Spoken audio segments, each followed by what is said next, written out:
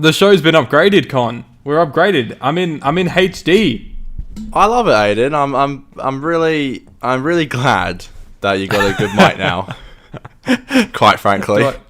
I know you can't hear it right now, but to the listeners, do I sound like a proper podcast host now? Is it nice and clear? I hope so. Yeah.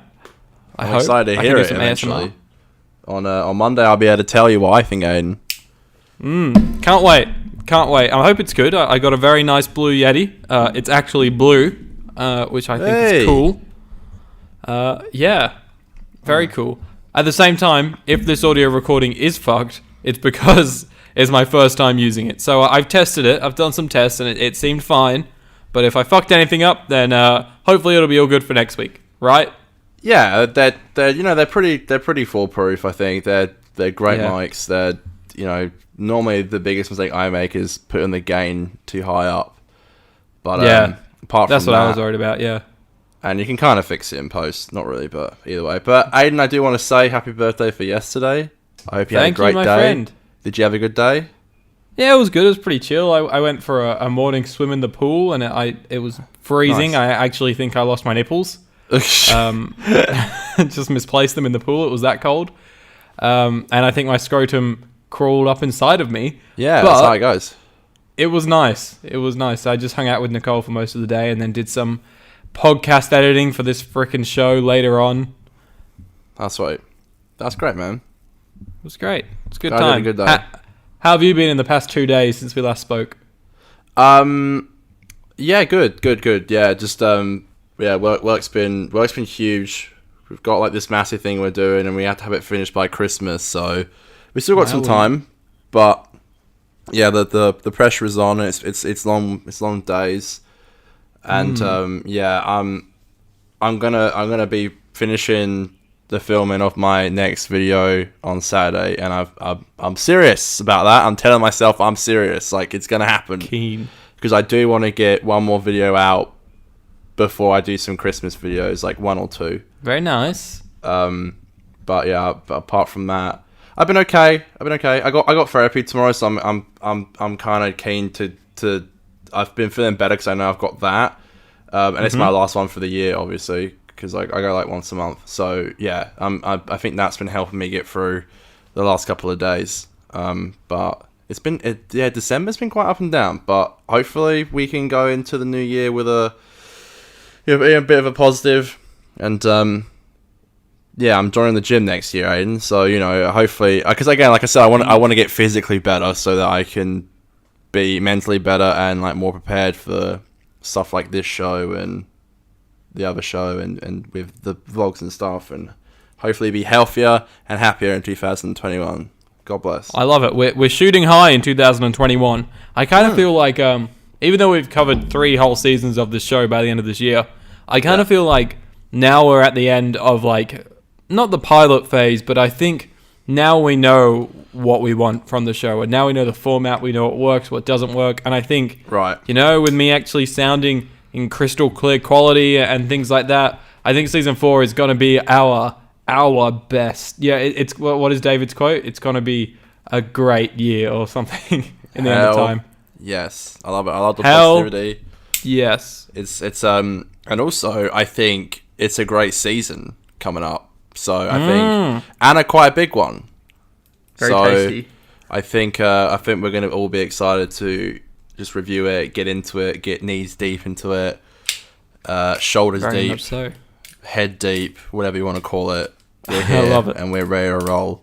50%.2 podcast, baby. Let's not get ahead of ourselves. Let's stick in here. We got 2 more episodes left of season 3 of the show. Correct, Mundo. Wowie.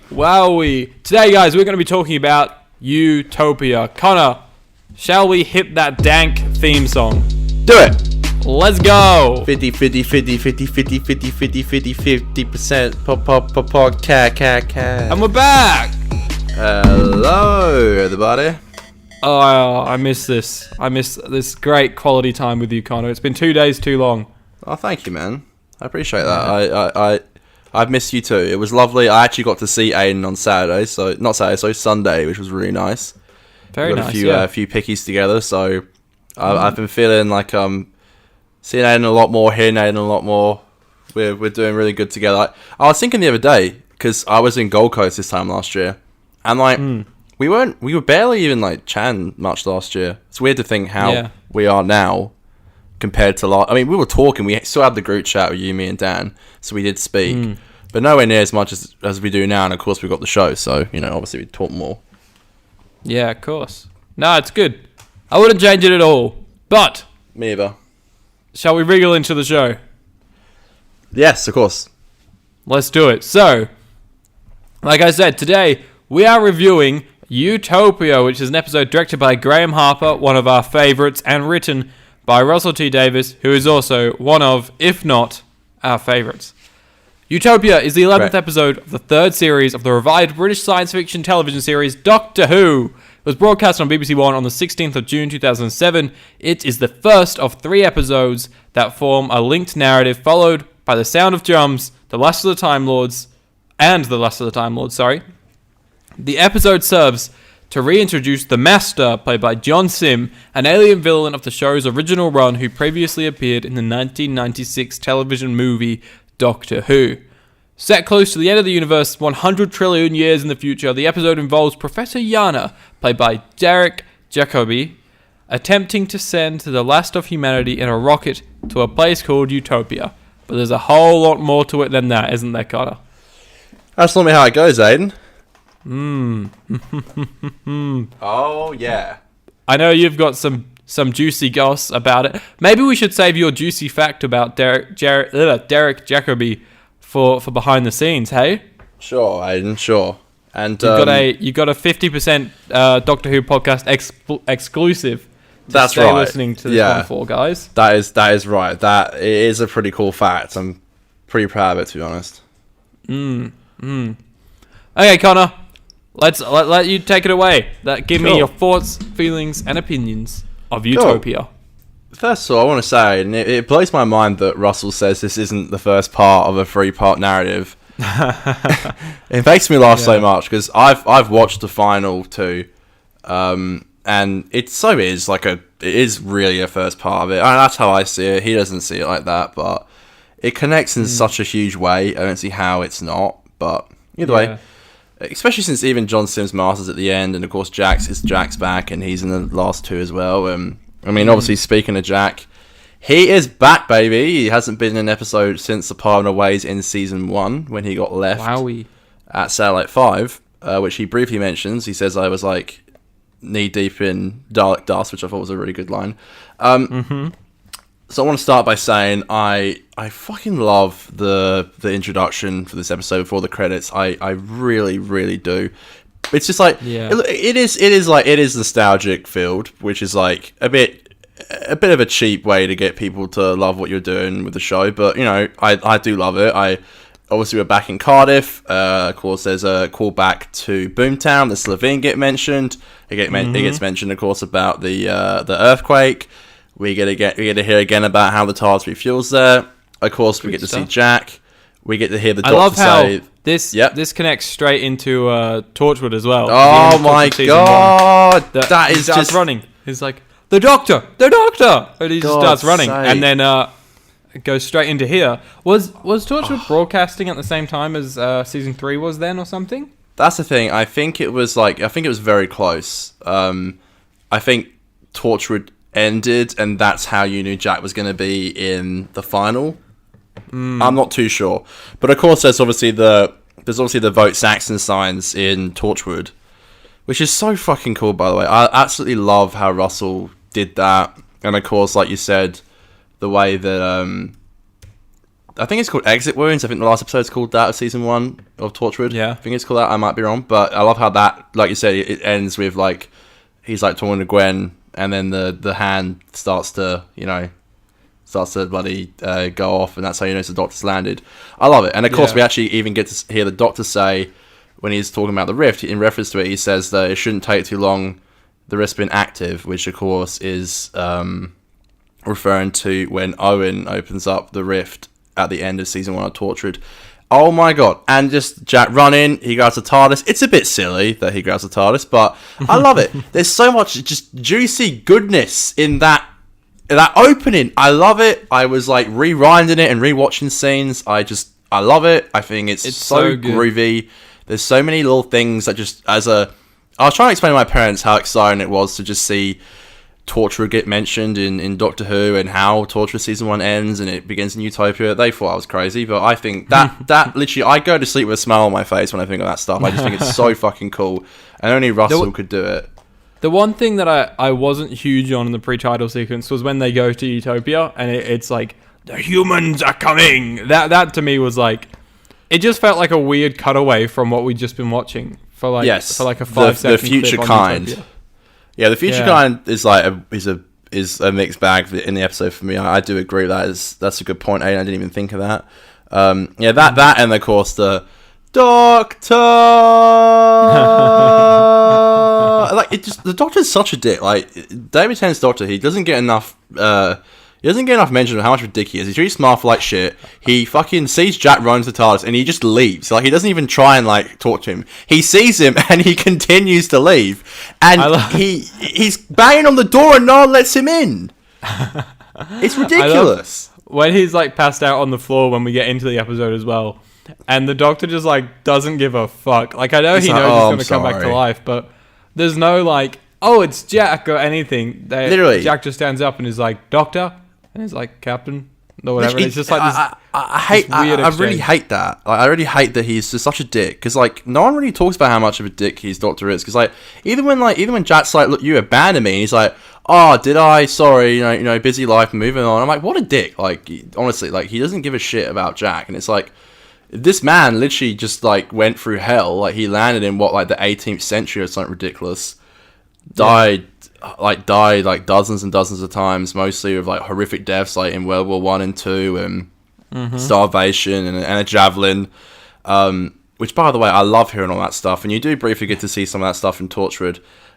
We get a mention again of the Battle of Canary Wharf, where Jack asks if Rose died. Which, again, this stuff just, I'm sitting there, I'm like, this is so fucking good. I love it. It's like the most succulent bit of TV I'd seen in a while. I was like, this is just beautiful.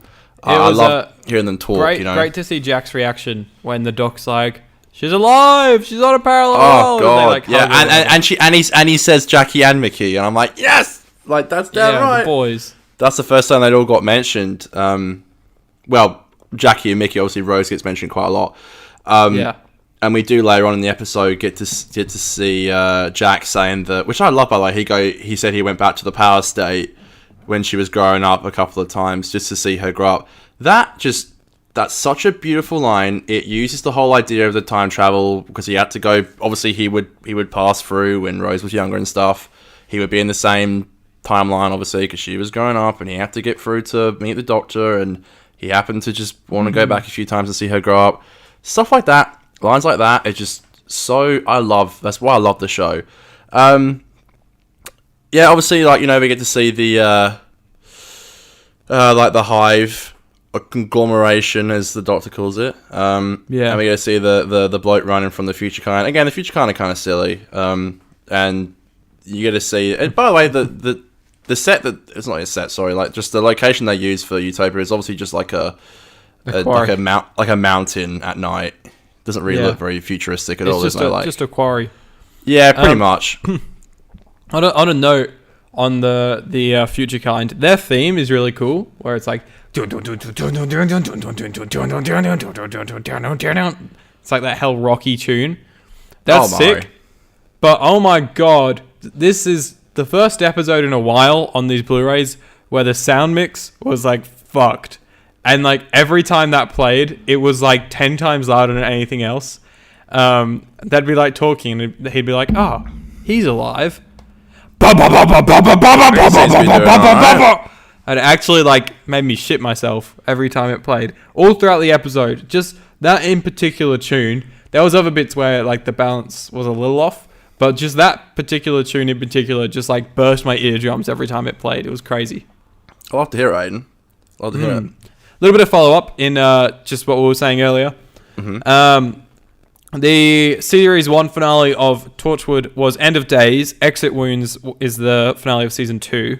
That's right. Okay. But End of Days is the Series 1 finale, and that aired alongside episode 12. So episode 12 and 13. So it's Captain Jack Harkness is episode 12 and End of Days is episode 13. They aired back to back on the 1st of January 2007. And so that means there was like a 6-month gap between this and Utopia, because Utopia didn't air until, got it here, the 16th of June 2007. Yeah, so I think that's how people found out he was going to come back. I might be wrong, but it would have been cooler if they timed it so like, that'd be sick. There's obviously, they can't decide scheduling. Like Russell doesn't really have much of a say in that kind of thing. That would have been fucking awesome. Yeah, if like the week before you saw Jack do that, and then next thing you know, he's in Who. That would be crazy. Oh god, that because I mean I never watched Torchwood as a kid because I watched the first episode in the UK and I got to see Weevils and I couldn't sleep for about 3 years. So I didn't watch Torchwood until I was about in like year 9 or something, and still struggle with the Weevil scenes. They literally haunt me. So when I was a young lad, I was just like, oh, Jack's back. I don't know where he's been.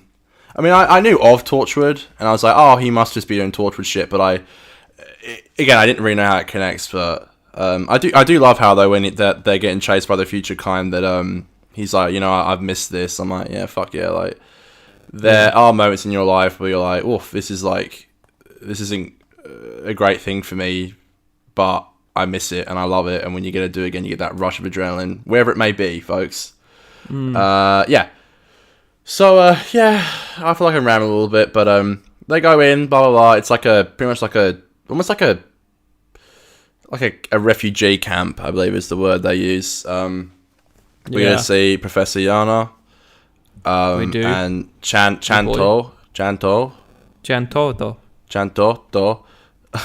I love the scene where Jack goes up to a man and just shakes his hand and instantly just starts flirting with him. I thought that's hilarious. Like it's literally like John Barrowman is so fucking great. I love him so much. Like Russell obviously really knows how to write him great. Like he's instantly back into it. I like how the Doctor is always telling like stop flirting with everyone. I think that's fucking hilarious.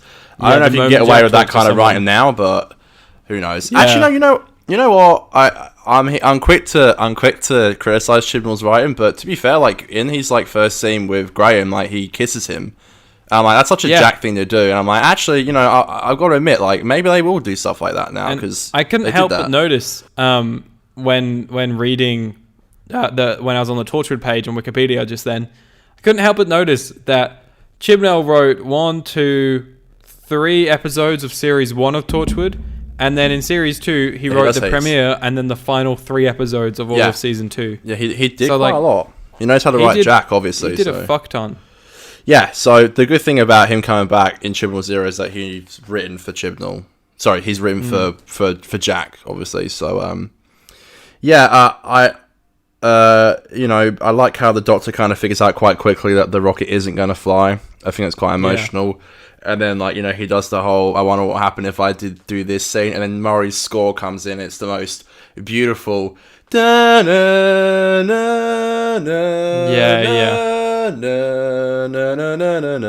Oh my god. Gallifrey, Our Child at Our Home. One of my favourite pieces from Murray. It just swells in. And it's the most beautiful thing ever. It's such an emotional scene. I always get a bit teary-eyed when it comes up.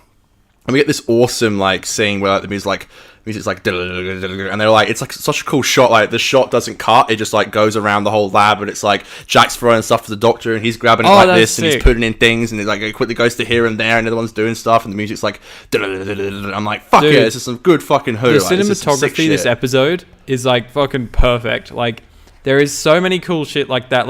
Another just awesome shot that just stood out to me, but it really isn't that crazy. But it was so fitting.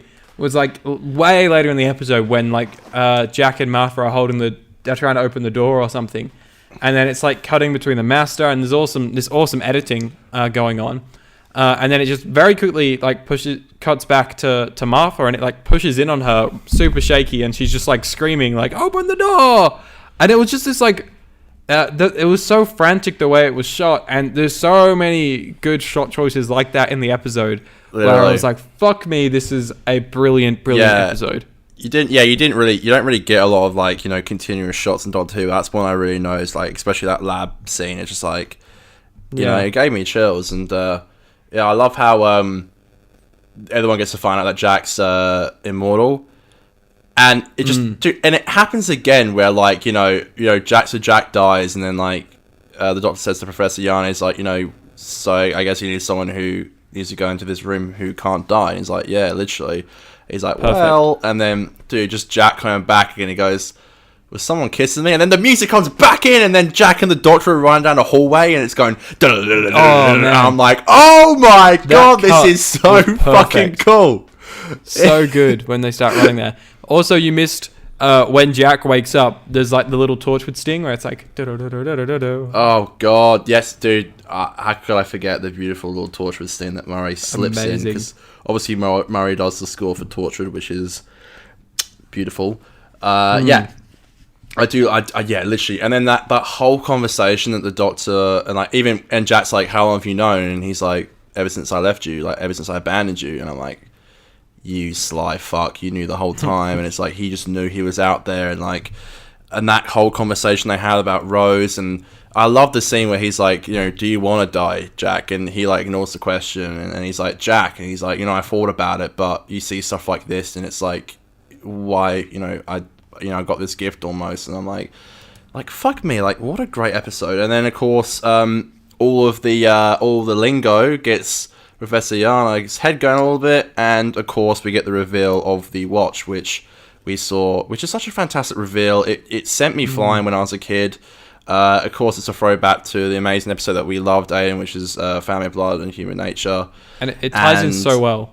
Oh, dude, and just the score, just like the way the score changes, and like you hear the drums, and just like there's like this suspense in the air, and then the scene where Martha just goes down to see the Doctor and Jack, and Jack's like, oh, you might not be the last one, and like, and then it gets a call back, of course, to the face of Bo, and Martha's like, what about his last words? And just, dude, David's acting, like, everyone's so good. Just David, just the way that like so much shit's just going through his head, and he's like, and I love the way like he literally like he snaps at Martha, he like screams at her, like, tell me what he said, and then he opens it, of course, he murders Chanto, who of course is like his like. You can instantly tell the switch between Professor Yana and the Master, which is such a huge reveal. Not so huge for me when I was a kid, because I didn't watch the classics, and I was like, the Master? Who is that? He's just another Time Lord, I thought. And of course, he gets shot, regenerates, opens up the floor to all the future kind. They get stuck. Fantastic scene, and of course, regeneration, and we get to see John Simmer, a huge fan favorite of everyone. And he kills the scene, these first scene. I love it. I love how he's like talking to the Doctor, and the Doctor's like, come back, like open the door, and he's like, tough. He just says it in such a funny way. Like it's like he's so different to Professor Yana, obviously, and like it's such a different character. And I love how the door is like getting like pushed open. The Doctor, he's like doesn't even care. He's just so like shocked. And the last thing he does, of course, is like.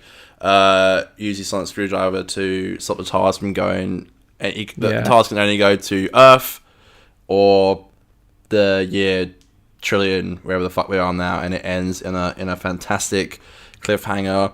What a great time, Aidan! I rat on like an old woman. So no, I was jumping in on there, so it was good. You deserve some time to speak. Fire away, man. Well, firstly, you very quickly glossed over that Master reveal, which, can you just imagine, like... I felt bad talking too much. And then watching it, and to be honest, I think it really, like, especially in this episode, because it seems like it's just a normal episode, and then all of a sudden it's like, the Master's back. Can you imagine being a classic fan and just being like, oh, fuck, like, I think this is, to be honest, I think one of the biggest twists in Who, and I just think... We don't look at it that way because we never got to experience it with the hype of the Master, but the way it's edited together, mixed with the score, the amazing performances and cinematography, that whole reveal scene is spot on. It's truly spot on. It's brilliant. And I wish I could like live through that now for like the first time, knowing all the stuff I know about Classic Who and shit like that. Yeah, of course. Would be awesome. Yeah, it's really brilliant. The other scene, whilst I'm thinking about it, that we kind of skipped over was when the Master and the Doctor are...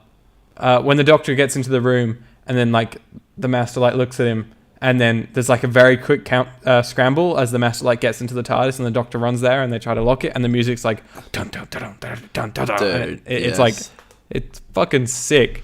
Oh yeah. Oh god, yeah. You're right. John Sim fucking nails that first scene. Murray's score being all like da dun da dun da dun da dun dun. It's so good. I love it.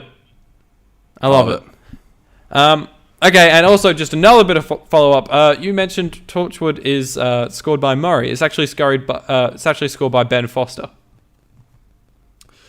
I see. Is that right? I always thought Murray did it. Nah. I thought it said original music by Murray Gold. I swear it said that.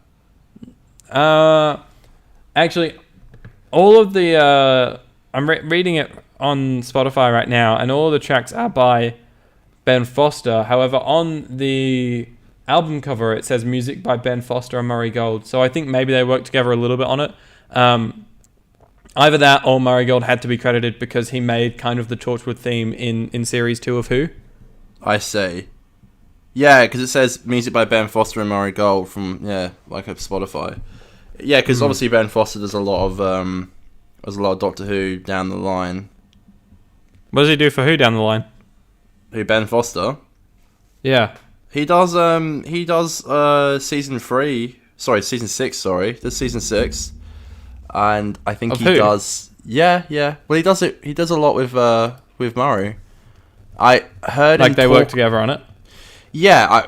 From what I heard, Murray would just write the music, and then Ben Foster would compose it. And this was in season 5 and 6.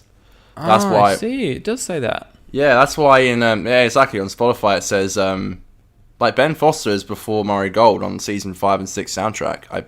No, maybe not season 5, but season 6 definitely. Yeah. It's Ben Foster. It's the something National Wales Orchestra, and then it's Murray Gold. National Orchestra of Wales. Yes. So I watched an interview with Murray, and he said that he writes the music, and then this was for only season 6, and I think also like Christmas Carol and all that shit. But he writes the music, and then Ben would compose it and all that shit. Yeah, I'm pretty sure Foster does a lot of like the stood on the podium waving his fingers around kind of shit. Yeah, I think that's who you saw when you saw the in the symphonic. Yeah, that's Ben Foster. Very cool. So you've seen him live, technically. Well, not even I have. What a bloke! I think Peter Davison was there as well. I think. What, when you were there? I'm pretty sure he was on the stage. I just have this. I swear he was. Like, I'm 90% sure, but like as a kid, I don't think I like cared that much. But now I would have nutted. I love that. Yeah, literally. You're just like, I don't give a honestly. Fuck. Who's this old doctor from the classic era? Okay, back to Utopia. So this episode, man, is full of so many just like great moments, and it's so weird because I always thought back on this episode as like being really good, but I always thought it was very like, action heavy, just like a whole bunch of them running and then which it is, but in between all that stuff, there is so many character moments, like Martha telling Cho, what's he called? The Chanto to go against her like laws and say that shit. Yeah. Like swearing almost. I love that. It's a great way to explain it. Like to a child, like what would it be like swearing? Yeah. And but I think the standout thing in this episode is the Doctor and Jack's relationship and all the scenes we get with them.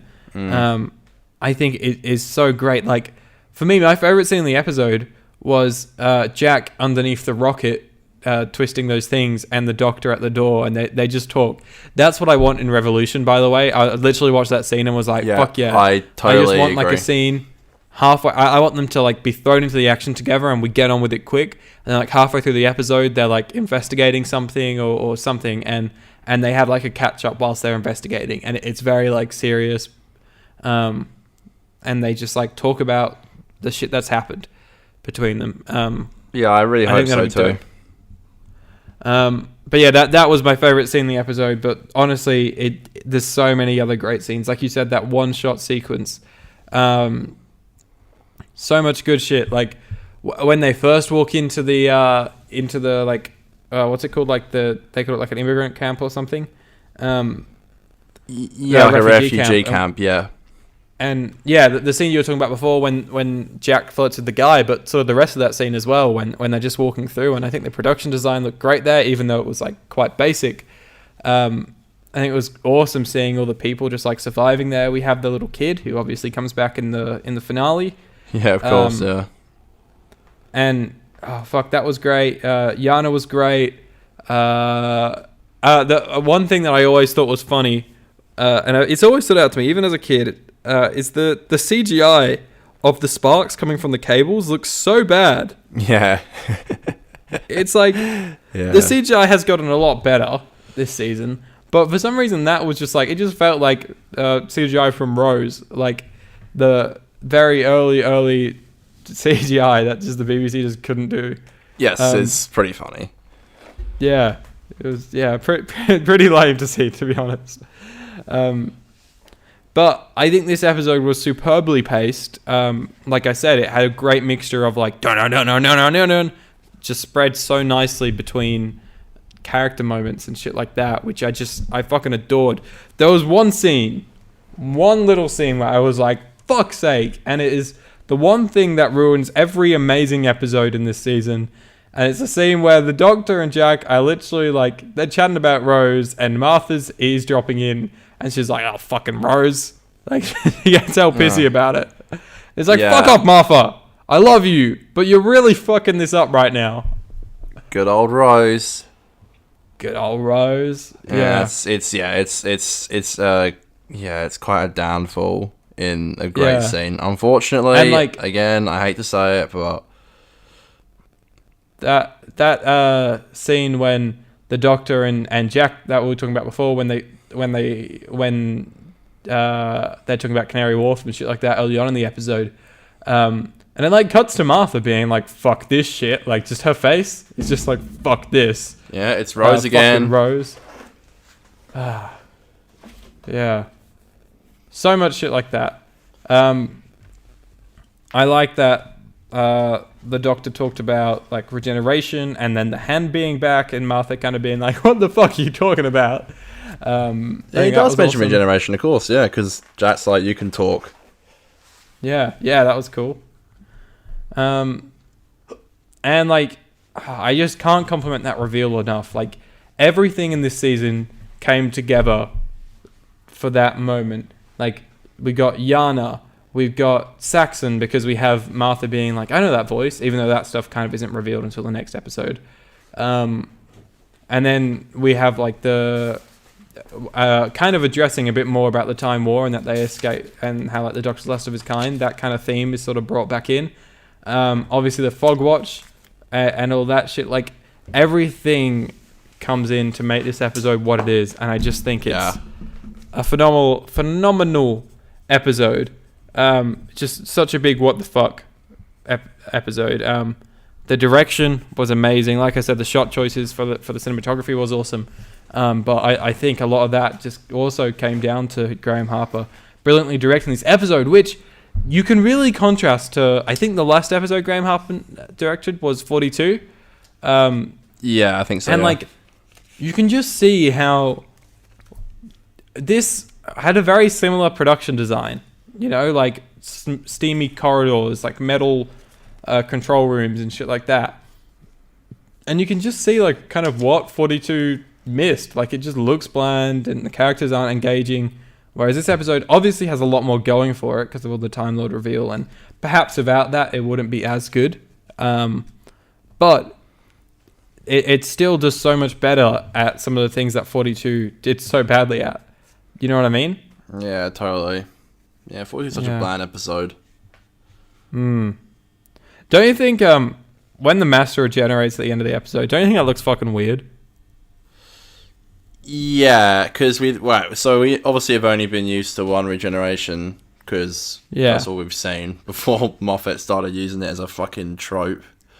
which Yeah, is yeah. like, dude, remember that fucking regeneration in Live Land? And it was just a joke. Like, remember when regeneration was used properly? Oh, Yeah, man. but yeah, it does look a bit funny. They've always, Like, I feel like they've never been able to really like pinpoint what regeneration is, because like obviously when Ek regenerates into David, it's like normal, and then when David regenerates into Matt, the TARDIS gets destroyed, and then when Matt regenerates into Peter, it's like boom, and then when Peter regenerates, also, it destroys the TARDIS again. It's like, what the hell? but I think you can argue all those points. For me, Chris's Really? was normal because he just regenerated straight away. With David to Matt, David put off the regeneration so long walking around to see everyone that when he finally let out all the energy, it was like, boof. Same thing with Matt, because if you remember, Matt like blows up the fucking Dalek Empire or something at the end of Time of the Doctor. Right. So, because he was holding on to that regeneration energy for quite a while. And then, so that then to me makes sense as to why when he regenerates into Peter, he's fucking ready to go, you know, like he's boiled, he's ready to just flip over. It's a bit And like then with busting Peter, it up. he was also holding on to that regeneration energy for like all of Twice Upon a Time. Yeah, like busting a nut, you know. If you But yeah, keep it busting in. a big fucking nut. Yeah, it's like, This is gonna be a whopper. Yeah, literally, like, you know, if you keep it in or if you go quickly, you know, literally, that's what it can be compared to. Yeah, you know what? You've certainly proven me wrong. Thank you. But like the Masters one is like it's white, which I think looks alright. Like sure, Masters can have Time Lords can have different regeneration energy, I guess, even though the Master is the only one we see that with. But like I don't know, just the way his face morphs just looks weird to me. I don't know, like they just fucked it up a little bit. It's pretty cool. Like it's obviously like John Sims Master. He comes back in End of Time, and then we get to see him again. The final time is in, of course, World Enough in Time and the Doctor Falls.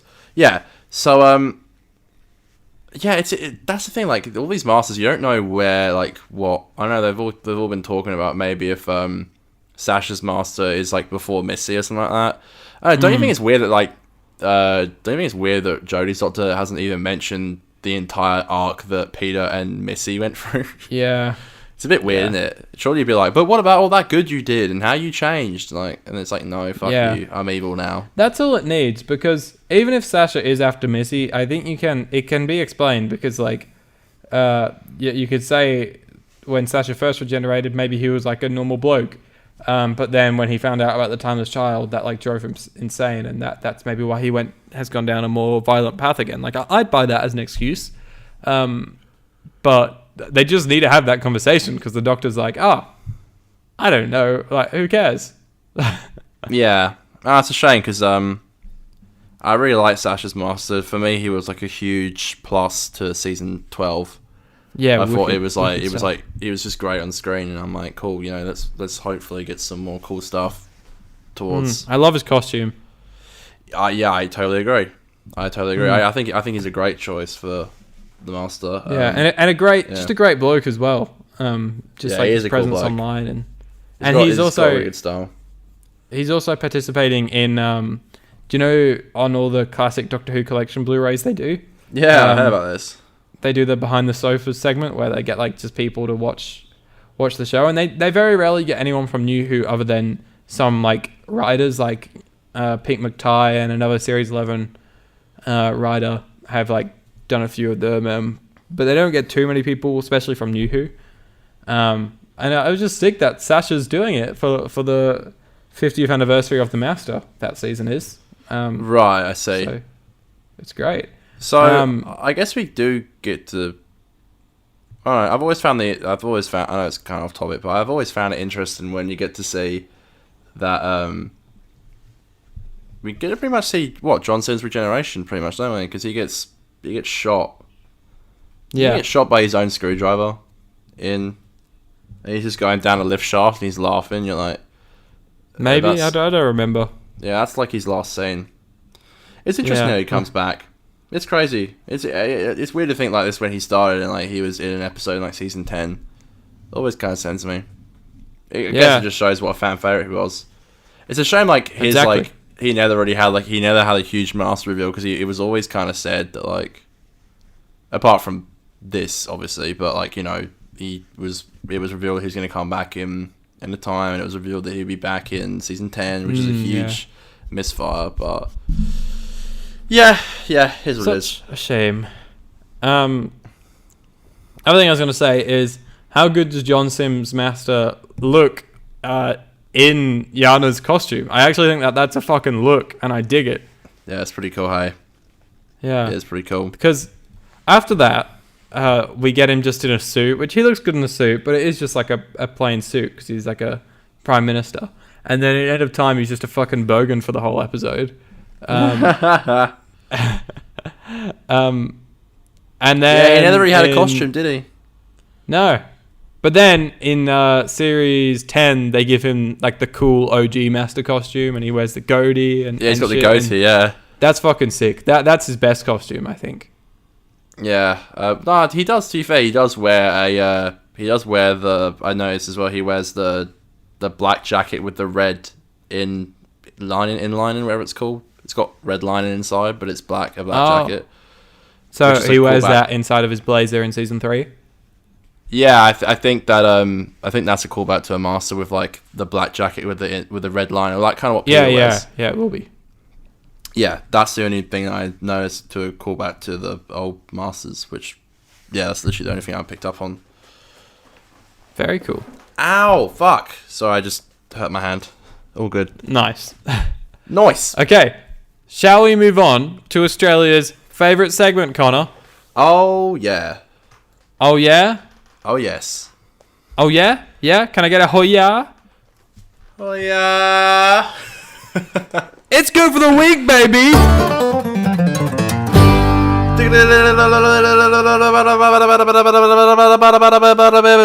That sounded like Crazy Frog. There you go.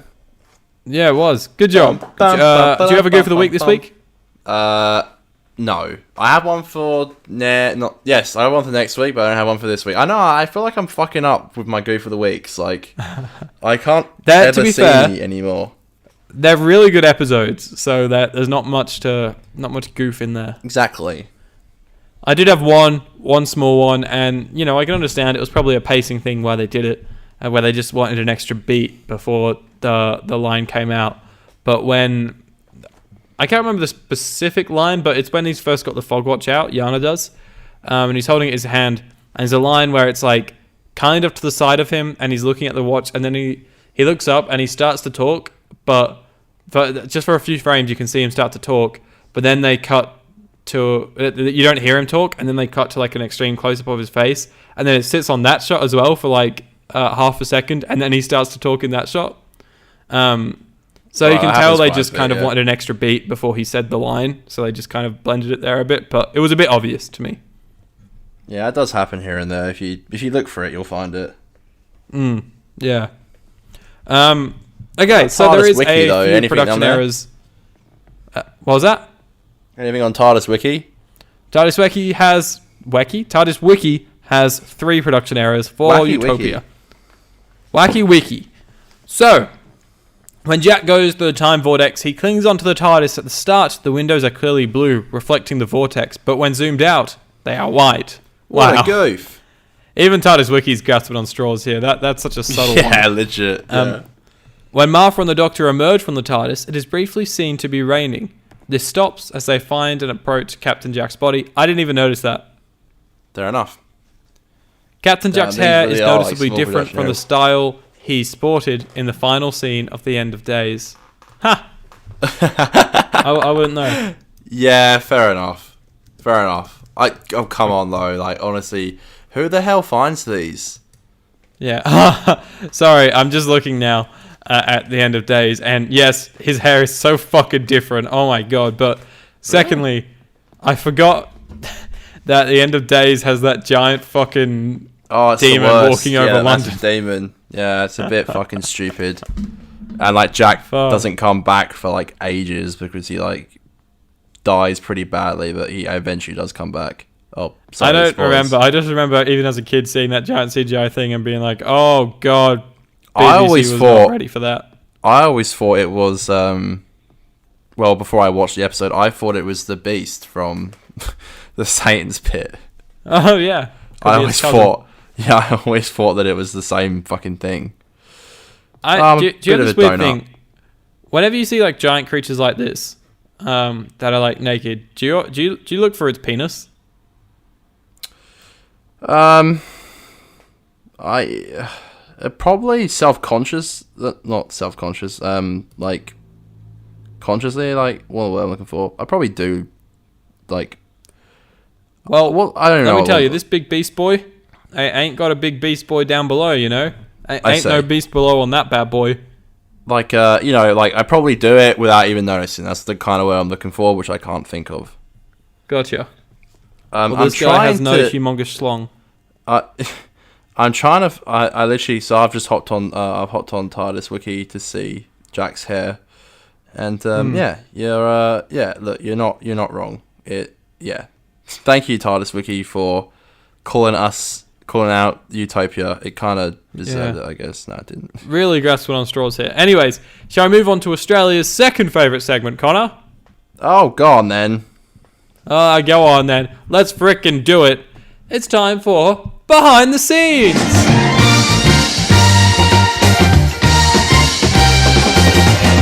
Oh, yeah. Yeah, boy. What a theme. What a theme. I love that sting.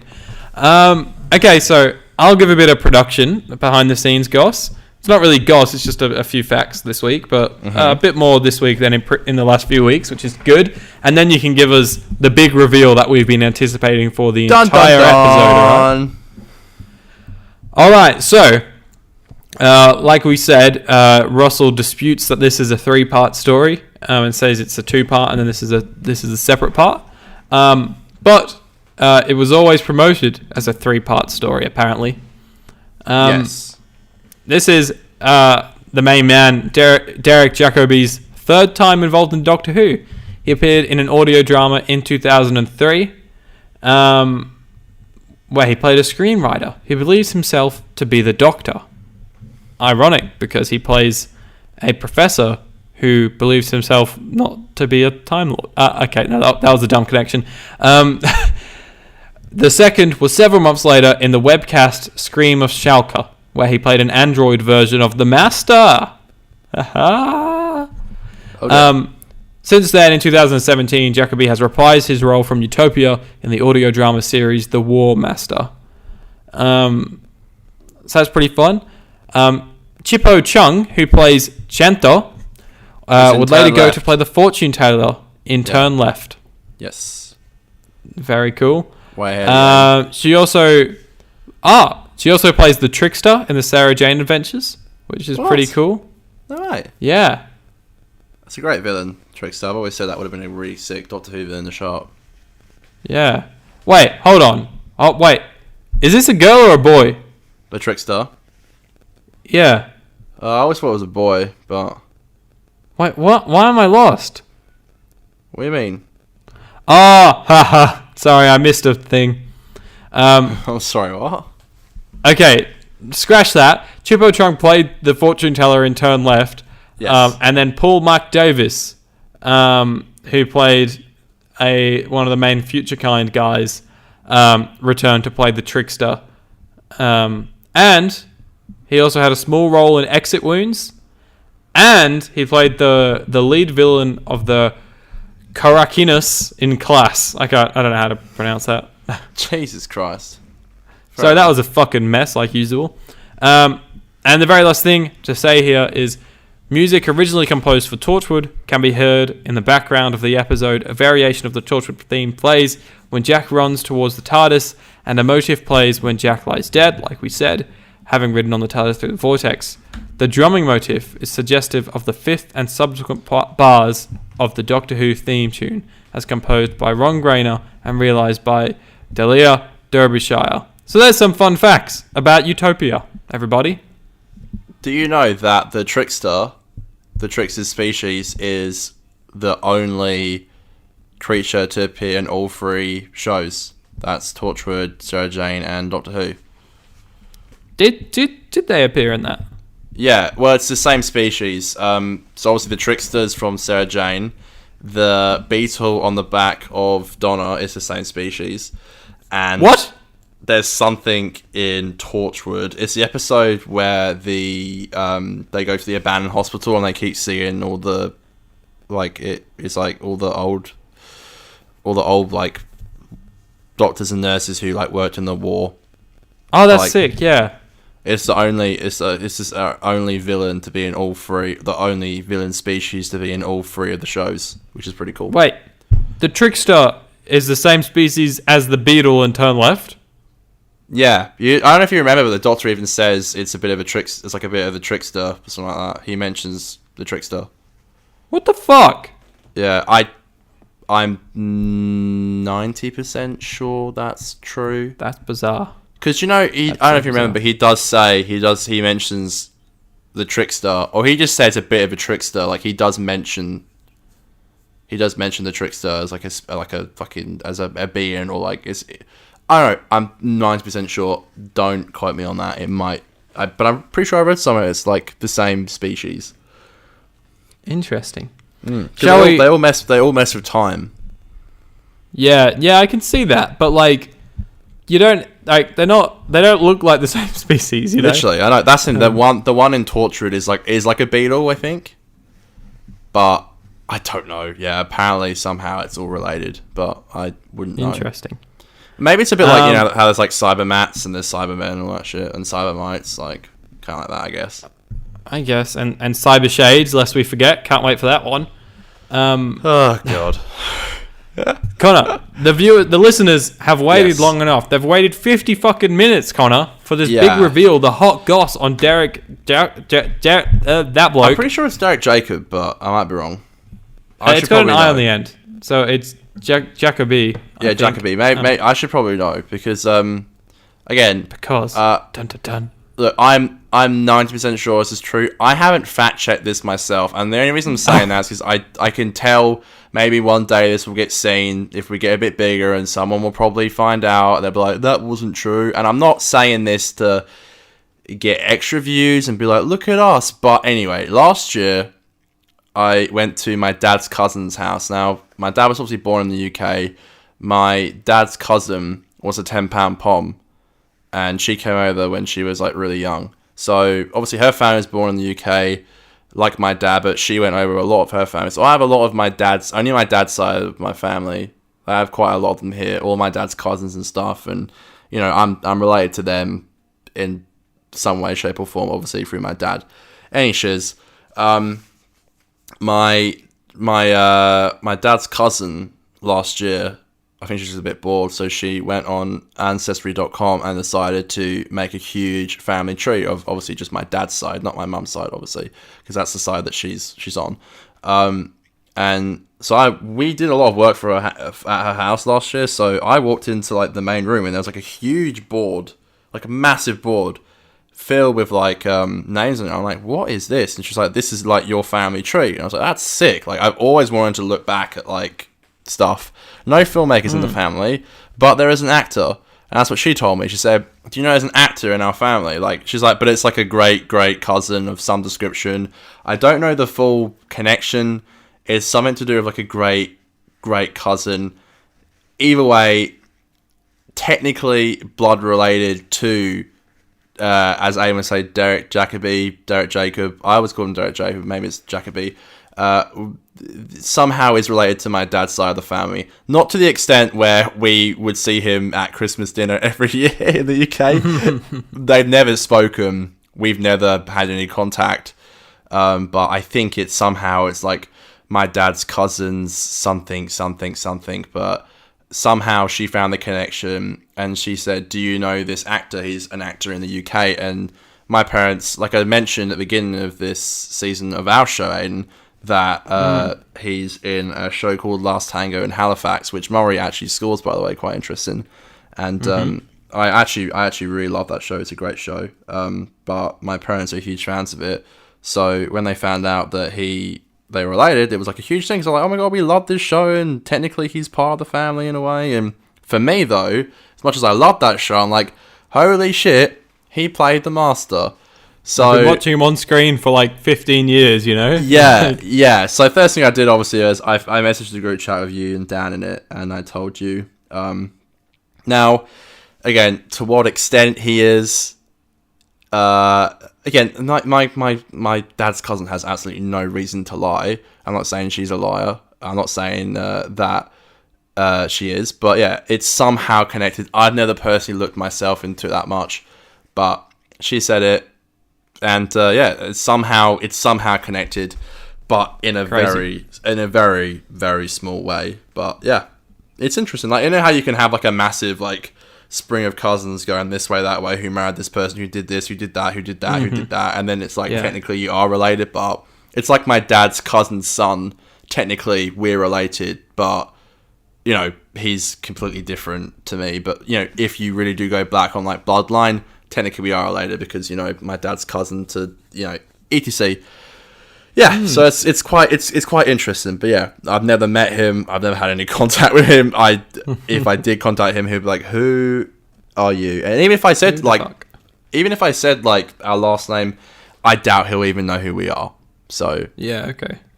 But yeah, it's a really cool fact, and it's nice to know that there is, because first thing I looked for on the family tree, well, the first thing I asked for is there any filmmakers in the family, because I was like, that'd be cool, because my family always asked me like, where the hell do I even come from, because no one in my line is like into filmmaking. Well, that's not true. One of my cousins is an actor in the UK. He's actually in the new Kingsman movie coming out, which is pretty cool. That's cool. Yeah, the Golden Eye, whatever the fuck it's called. Not Golden Eye, the Golden Circle or some shit like that. No, that was the last one, I think, wasn't it? That was the last one, yeah. It's the prequel movie. I don't fucking know what it's called. Oh, yeah, like the King's Man, I think it's called. Yeah, the King's Man. He's in that briefly, but he's in it. Cool. But yeah, it's really cool. Well, you heard it here first, folks. Conor is related to Derek Jacobi, confirmed. They are brothers. Well, yeah, take it with a pinch of salt. I only heard it from one source, who again has like no reason to lie. Like, she wouldn't lie. But you should have looked into it, and we could have had an exclusive. We could have had him on the show. I know. I was gonna message her and say I'm gonna mention it on my podcast. I was gonna do it. I don't know why I didn't. I'm a bit of a twat. Sorry. We could have had the Derek Jacobi on the show. Well, I've had a lot of issues with your present, which is really cool, and it does tie into Doctor Who. Is it Derek Jacobi? It's not Derek Jacobi, no. But I've been having such an issue with it because the place I've been trying to call are absolutely useless. I'm so sick of it. So I'm going to have to actually go in on Sunday, which is the only day I can do it, and try and sort it out. But it's really fucking cool. I'm going to get myself one in the new year, and I think it's really sick. And I don't know how I'm going to get it to you. I wouldn't mind you opening it on the show, but I'm going to have to get it to you. And the minute you see it in its wrapping, which by the way is going to be a bitch to rap, but I'll have to get Mum to do it probably because she's a great rapper. My mum spits bars, but I might just deliver it to your house and be like, okay, open it on the show tonight or whenever we do it. That's cool as well. I want to get one, so yeah. If you get it in enough time, perhaps you can just bring it out when we do Voyage of the Damned. I don't know if that's a great idea. Yeah, I most probably will have it. That's a great idea. That's great because like I feel like the element of surprise would be ruined if you kind of sits in your room for a while. I think you'll be able to tell what it is just by looking at it. You won't be able to tell what it is, but you'll be able to tell what it is, if that makes any sense. But yeah, like I'd be able to tell the type of thing it is, but not specifically what type of thing it is. Yeah, but not what it is. Yeah, so I've been wanting to do it for a while. I will grab myself one in the new year, and yeah. Final thing I wanted to say, Aidan, is the Weeping Angels are most probably coming back. We literally said on the show on Tuesday, do you think they'll ever come back? And then literally the next day you send me a photo of them on set. Yeah, so what's happened is just 2 behind-the-scenes photos have leaked of someone that was, reportedly they were just shooting on their street, and they were like, oh, fuck, there's a Weeping Angel. Just a very spooky scene by the look of it, just like some very harsh, long shadows being casted by the angels and the trees around it, but just one lone angel, which is a bit bizarre, because as far as we're concerned, they were shooting this on Taran episode for that, well, yeah, still. I know, that's crazy. So unless we have like a Pandorica Open situation, or perhaps it's just for a cameo for like one scene, which I mean that's fine. Or perhaps they've moved on to the next episode and it's Weeping Angels. But I couldn't see that happening, considering the Sontaran episode looked like it was like suburban England. And then also we'd have this Weeping Angel episode, which also looked like suburban England. So I reckon it's either something different, like a promo for something, or perhaps not even for Doctor Who. It's just like something that just happens to look like a Weeping Angel or something. I don't know. Or it's just for like a cameo, just for like a couple of shots or something. Perhaps I don't know if you know much about how different units on productions work, Connor. Perhaps it's the second unit, but it does. I feel like those kind of shots wouldn't be left just for a second unit. That's not usually what a second unit does on a production. Right. So yeah. Yeah, it's interesting considering we literally fucking said the day before, like, do you think they'll come back? And then, you know, I swear we have like the worst luck with that. Like, like information always comes out and then it's like, come on, you know, it could have just come out a day before. Then like, yeah, fucking hell. Yeah, but that'd be interesting. Seems so. Well, that's the thing though, because if they are, that kind of proves people's theory of the angel being in the prison cell. Because they'll be more, they'll be less reluctant to show an angel if they're going to show them anyway. Do you get what I mean? It makes sense. They'll be like, okay, here's an angel, and they might happen to be back in next season. You know what I mean? It's better. It makes sense because I was like, why would they just show Weeping Angel if they're not going to bring them back? Almost now it kind of makes sense because like, okay, we're going to show you one, and they happen to be back this season. It'd be cool if in like Revolution of the Daleks is like a prison break or something, and there's like a couple of episodes. Oh, that'd be sick. In series 13. Where, oh my god, that would be fucking cool. Yeah, because well, it is a lone angel, and there's only one in the cell as far as we can tell. That would be sick. Like, yeah, you just get to see the angel leave it, and it'll be like in your head, you'll be like, "To be continued. We shall see you again." That'd be cool. That'd be cool if it was like a lone weeping angel, and they call the episode "The Lone Weeping Angel." All I'm saying, Aidan Green for showrunner. All I'm saying. I wonder what happened to the angels in class. We'll never know. I fucking wish we knew, honestly. I know. It would have been cool as. Could have been so cool. And they could actually use violence, which would be pretty sick. The other thing that Jodie said, and I literally saw it on Twitter just before coming on the show, actually. So this is pretty fucking breaking, actually. Although this episode won't come out for a few days, so it won't be as breaking. But Jodie said Revolution is like a cool best of both worlds because it obviously has like a classic foe in it, being the Daleks, but it also has a relatively new foe that was a recurring that's recurring that appeared in Jodie's first series. Oh, probably the what are they called? Maybe because we saw the Pating was there for like a shot, so maybe it was about that. But then we also saw that surely the Stenza. Not. Yeah, it looked like the Stenza was there. So I reckon it's not the Pating. I reckon the prison stuff. Maybe there could be a prison riot because I don't think Jodie would say that if it was just like for one shot, you know. Yeah, well, how else does she escape, Aidan? What if fucking Jack and all the team, the only way to get the Doctor out is by letting everything out? That'd be crazy. That'd be sick, and it's just I'm fucking kind of madness. excited actually, which is a bit weird. That'd be dope.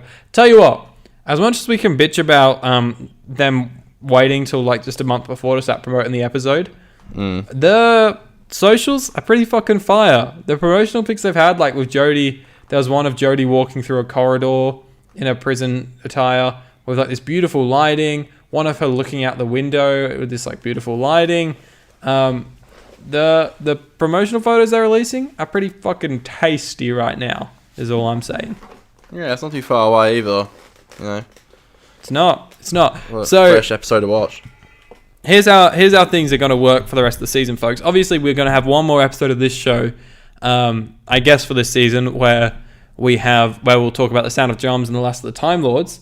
And I think that will be our last regularly scheduled episode of the year. So this episode comes out on a Monday. This Thursday, we'll then have the finale of season 3 come out.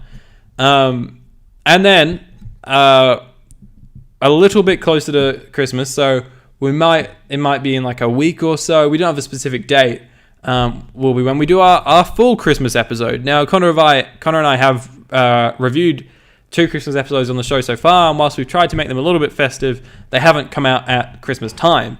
So we want to make this one a bit more fun. Me and Conor are going to meet up in person, like we discussed on the show before. And we're going to make it like a fun Christmas spectacular, I guess, and we'll talk about Voyage of the Damned.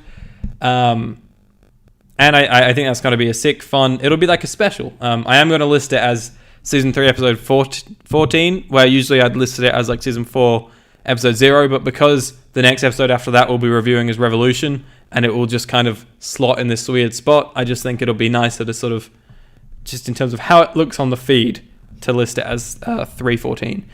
So if you get confused about that, that's why. Yeah, so... Hold on, let me get my freaking calendar up. Where all the reveals are happening right here, right, Conor? Big reveals. That's how it goes. So, you'll be listening to this on Monday the 14th of December. Then the season finale will be dropping on Thursday the 17th of December. And then sometime in the next week, they're leading up to Christmas, is when we'll drop the Christmas special of this show, possibly on the 23rd or the 24th of December. And then we'll take about a week off, just to reset. You know, we've not had any time off from this show in like the over 6 months we've been doing it. We've been doing it every week, and in the past month twice a week, so it's been a lot. So I think we deserve that little extra couple of days off there. Jeez, and then 6 months, that's crazy. It is crazy. And then our review of Revolution of the Daleks will most likely drop on the 2nd of January, possibly 3rd if it comes to it, but I think we're gonna watch it and then record it as soon as we can, and then right off that first week of January we'll be back with season 4. Now, Conor, do you feel the same? I feel we should drop back to 1 a week at least for a bit for series 4. Thank you, Aidan. My sanity is like slowly going, so that would be nice. Yeah, maybe we can pick it up again later on, but I just think to avoid any form of burnout. Yeah, correct. And also we're going through the show too quickly, so dude, you like it when I say that, so I gotta say it all the time. You're such a sook. Conor, it's been a great episode this week. Would you like to wrap things up today by giving us your rating of Utopia? You can give it a 9, Aidan. Such a good episode. Woohoo! So fun. And also, you know, I love the Jack scenes. Hot. It's hot, you know. Come on. It's just fucking fun. Come on, man. Well, let me tell you something, Con. I gotta freaking agree with you. I'm dropping this episode a 9 as well. Look at you, Aidan. Never thought I would. I've always thought it was like a pretty good episode. Like it was alright. It was good. But watching it this time, fuck me dead. She's gorgeous. What a good episode. Brilliant. Spectacular. The pacing and character moments is what sells this episode for me. And then delivers a great cliffhanger into the finale, which I can't wait to watch. Might even watch part 1 tonight, although I do like to watch the 2 parts together. But I know I'll fall asleep if I put on the second part. So makes sense. Yeah, I've got a bit of a break now between now and watching. I won't watch Voyage of the Damned until you tell me. Yeah, because I don't know when we're reviewing it. Also, though, I watched Voyage of the Damned was one of the rare episodes I actually did watch this year before the show. I not watched that one in yonks. Yeah. Anyways. I watched it like halfway through this year, so you know, here's what it is. Yeah, I'm fucking keen for it. Sorry, I know the end once again. I dove into a little bit of scheduling and it got a bit blabbery for the audience, but I hope that fills you in on anything. If you were curious at all about where the future of this show is heading into 2021. Wow, can't believe it, 2021. No, it's a bit sad, isn't it? It is, but we will have a brand new season of Doctor Who coming out later in 2021, and that's, regardless of what you think of it, it's exciting. You're exciting. Very, very exciting. Anything else on the menu for today, Conor? Or are we good to wrap things up? I think that's it, Aidan. I think that's it. I think we had a good show today. Look at us, over an hour. That was a good episode. Good fun. Definitely doing it not over Facebook Messenger helps. We've had tremendous lag, especially last week. Last week's episode came out a lot shorter because I had to cut so many moments where it just wasn't good content. Sorry, the episode blinked. because we were just like rambling over the top of each other because the lag was so bad and it was a bitch to edit. But I think I made a solid episode out of it. It just meant it was only about 45 minutes long as opposed to what we usually do these days, which is just over an hour. Right. And I think we lost a bit of like the fun and the banter and the enthusiasm we have for the show in the process. So yeah, I'll do it on Zoom next time or something like that. Yeah, I think I actually don't mind doing it over phone call with you because there's like no lag at all when we do it. But it's nice to see your pretty little face. So maybe we'll start doing Zoom in season 4. Yeah, I'm happy to. It is what it is. Yeah, isn't definitely with other guests. Yes, definitely. Connor, this has been a great hour. I've had a really exhausting day today. It was quite stressful, not going to lie. And it was lovely. And over the past hour, I've just felt my mood just shift. And I'm a very happy boy right now. And I could sit here talking about Doctor Who for hours, but we best keep it short and sweet. God bless you, Aidan. Thank you so much. It always makes me feel great when you say that.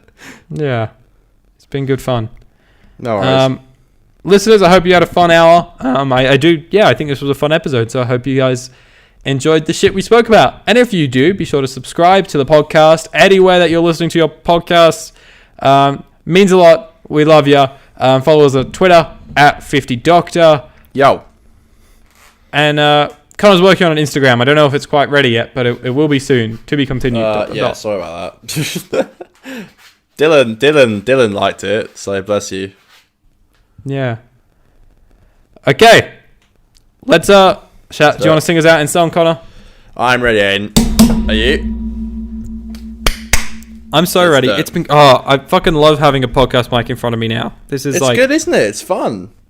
It feels so much better, and I keep stroking it like it's a penis. I wish you were stroking it. Makes me a little uncomfortable.